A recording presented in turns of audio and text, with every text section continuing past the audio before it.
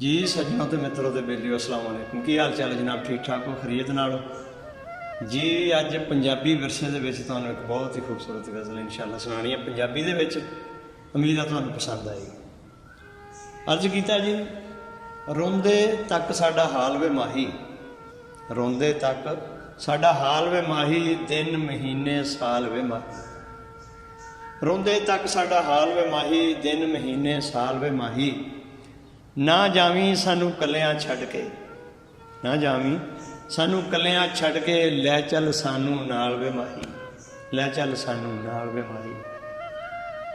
ते सानू वांग सप्पां दे डंगण, सानू वांग सप्पां दे डंगण, जुल्फ तेरी दे जाल वे माही, जुल्फ तेरी दे जाल वे माही।